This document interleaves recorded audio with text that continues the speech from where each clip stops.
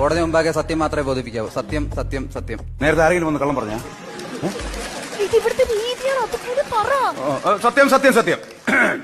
താങ്കളുടെ പേരെന്താണ്?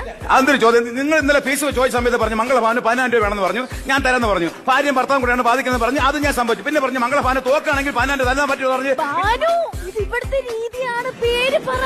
താങ്കളുടെ പേരെന്താണ്? മംഗളഭാനു. മിസ്റ്റർ മംഗളഭാനു, ഈ നിൽക്കുന്ന സ്ത്രീയെ പരിചയമുണ്ടോ? ഏത്? ഇത് ഇല്ല. മംഗളഭാനു ശ്രദ്ധിച്ചു നോക്കൂ. ഈ നിൽക്കുന്ന സ്ത്രീയെ പരിചയമുണ്ടോ? പരിചയമില്ല. ഇതിന്റെ ഭാര്യയല്ലേ? ഇത് അറിയാമെങ്കിൽ പിന്നെ ചോദിക്കേണ്ട കാര്യം ഉണ്ടാ ഇതിനകത്ത്. അയ്യോ, എന്റെ മംഗള ഭാനു, ഇത് കോടതിയുടെ രീതികളാണ്. ഉള്ളത് പറ. അറിയാം.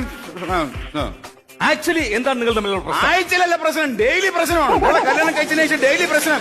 എന്റെ ജഡേജ് നിങ്ങൾ മനസ്സിലാക്കി. അത് പിന്നെ ജഡ്ജ്